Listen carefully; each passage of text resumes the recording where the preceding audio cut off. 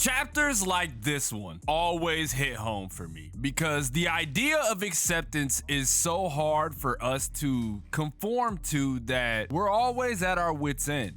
And that's what this battle was. It was a battle of acceptance, not only from Chihiro, but from Sojo as well. That's what made the stakes of this battle so immense, is Chihiro having a hard time accepting the things that his father told him before, but he saw it in a different light. You know, it's the point of reference, the point of view. It's what we talked about throughout this entire manga. It was always a, how do you view Rokuhira, right? How do you view Kunishige Rokuhira? Do you view him as a hero, or do you view him as a villain? What side were you on? You know, it was one of those, and I will go out on a limb and say that this is probably going to be the best shonen battle of 2024, because with how beautifully it's depicted and how beautifully detailed it is and how the stage was set and just the build up to everything that transpired, all while the fight lasting like 20 seconds, dude, it was insane. Like I said, the paneling that Hokazono Sensei gives us is always something to behold. It's a sight of beauty, and I'll never get tired of it. But before we get into this, right, before we get into any of this, y'all already know what it is. It's your boy DomoSenpai, the Kagurabachi enthusiast, the Gachiakata enthusiast, your one-stop shop for all things manga and anime, of course. Anime being second because I've really turned a leaf and became manga. If you are new to the channel and have yet to subscribe, hopefully the thing popped up down below. You know, every time you hear subscribe, the thing glows if you haven't yet. Why haven't you subbed yet? Why ain't you become a part of the gang? Why haven't you pulled up to the Twitch channel? What is keeping you? That's a question that I want to pose to y'all in my comment section below. What is keeping you guys from subscribing, right? You'll come and watch the videos. I know a lot of y'all are subscribed, but what is keeping y'all from subscribing so that way, you know, I can work on it and implement it to get y'all over here, man, because we be vibing and stuff. We are desperately aiming for 100,000 subscribers this year, so make sure y'all stay around and support your boy and help me in all of my endeavors. And with that being said, let's jump into this chapter because, like I said, it was beautiful. It's called T. And when I first saw it, I was like, what do they mean by T? I don't know if this is supposed to be metaphorical. One of those, like, it didn't really happen. But if it is indeed the conversation that took place right before the battle, I will say it was really, really dope because, like I said, it was a battle of acceptance because he said something that was very important, and it was accepting the belief to defeat evil and protect the weak, always. He accepted it that was Chihiro's way of seeing it, right? Because you have to understand, like, your point of view and my point of view is different. And that's why Chihiro was vehemently refusing to accept the way Sojo sees it.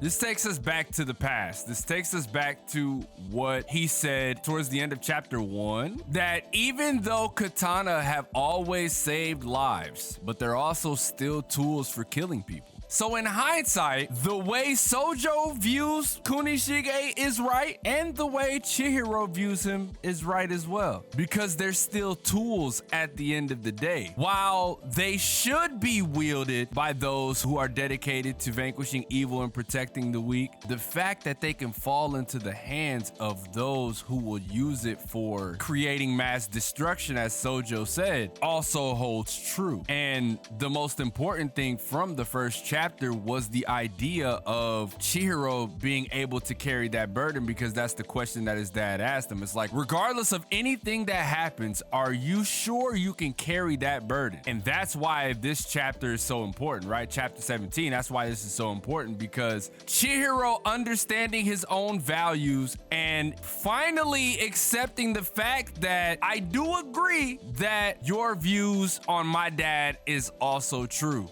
but let me respond with an even bigger amount of bloodlust. And that was what eating the dango was for, right? He's like, well, I kind of don't have a choice. I have to accept all that has happened. I have to do it, because while they are the same, they are vastly different. The thing that brings them together is Kunishige, right? He is the pillar. He is the cause of everything, bro. Everything starts and ends with him, just like this fight did. It started with the blades, ended with the blades, because from the blades to the views on the blades and then the views on Kunishige himself, down back to who truly has the right to wield these katana. Now let me blow your mind. I haven't even talked about the action. We haven't even gotten to how beautifully choreographed this was. I brought it up in my last video, which should pop up somewhere over here. This is one of the few times in reading a manga where I feel like I'm at a movie theater. I'm at a movie theater with my friends, which is you guys, you know, my audience, and we're sitting here watching this wonderful masterpiece unfold. It's such a delightful feeling to see something so beautifully crafted. Hokuzono Sensei is a true craftsman in his work. One thing that I do want to clarify, right? You need to distinguish the idea of adoration and admiration. What people don't realize is when you're a child, just how much of an effect like someone can have on you, and that's why Sojo reveres Kunishige so much. What you got to understand is he admires the man that he is, and remember, this is about his viewpoint on what the swords are. Everything goes back to the katana. What he says here goes back to what I said at the beginning. The effect that you can have on a kid is so important, and that's why the adoration and admiration thing here is key, because this isn't just about him rescuing Char, because he said, I've already reached my conclusion, and I don't think I'm wrong, because just like you rescued that kid, right? Just like you rescued that kid, the fact remains, it answered my convictions and harmonized with them and gained slaughter. It goes back to that image we saw. Like, again, point of view. Chihiro saw what the swords did and seen how his father was revered as a hero. Sojo saw it a lot differently. He saw the violence. He saw the bloodshed. He saw all of that, and it made him want to go and slaughter people. You know what I'm saying? It's just like one of those, right? It's funny though. There's a funny moment in this whole thing. Chihiro realizing that he told him that he's Kunishige's son, bro. It made me laugh on the inside, because for as serious as we take Chihiro, he does make a lot of blockheaded mistakes, and him realizing what he said, it's funny. It was funny to me. But anyways, bro, I'm getting sidetracked. It was poetry in motion. Every single moment of this battle was poetry in motion, from Chihiro sacrificing his arm, which we don't have to be worried about because we have Char. Them feeling each other out throughout the entire fight was so sick, right? Like I said, poetry in motion. They were feeling each other out. It's just like a boxing match. Round one, y'all get to feeling each other out, feeling out the spacing, throwing jabs, seeing what you like, what you dislike. It's legitimately just like that, and I thought that that was very key in this battle, because we understand Chihiro to be methodical in battle. He's not battle tested like Mr. Azami tried to point out, but he understands the abilities of the swords more than anybody else, because that is what his father instilled in him. So by him being able to do that, he edges out the battle maniac Sojo himself, because we know that Sojo likes to act on instinct, and he just fights because he loves it. It's the bloodshed, it's the chaos behind all of it. I just want you to realize how powerful this battle is, by the way. If you look at these panels, I don't want to have them on the screen for too long because I'm not trying to get copyright struck by Shueisha. F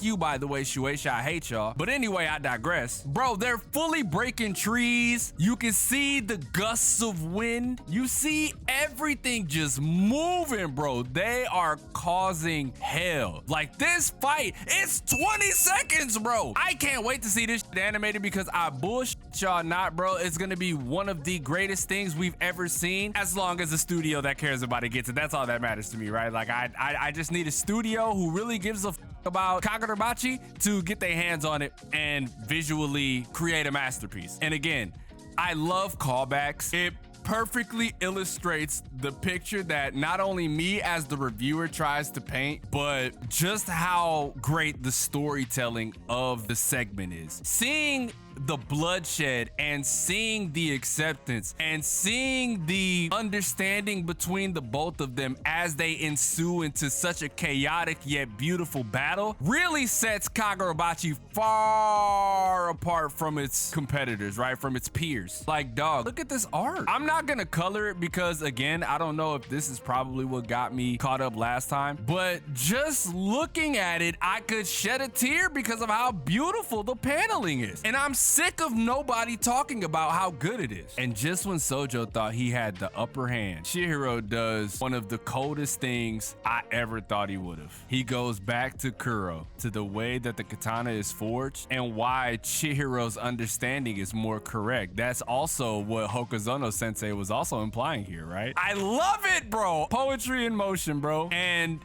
he destroyed the sword. Look at what he did to the trees. Blew them apart, by the way. I don't know if he blew Sojo in half, but Jesus Christ. The illustration here is insane.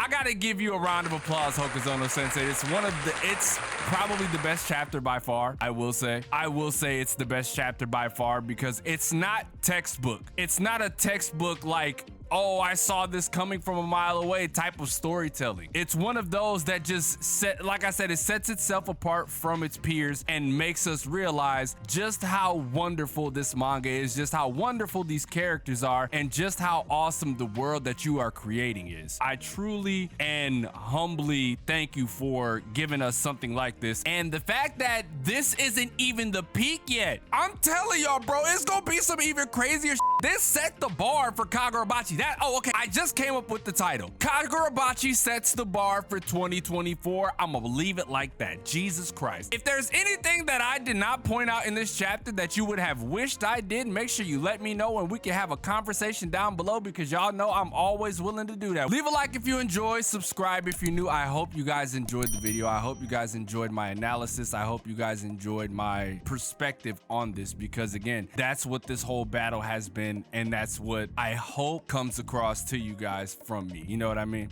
Like I said, man, leave a like if you enjoy. Subscribe if you're new, man. Make sure y'all sub up. 100K by the end of the year. Let's do this, man. Let's make this happen. I got some dreams I need to make happen, bro. And we gonna do that. We gonna do that 100% wholeheartedly because I believe in myself and I believe in my audience for supporting me. And with that being said, bro, I hope y'all enjoy the rest of y'all day. It's your boy, DomoSenpai, and I'll catch you guys in the next video.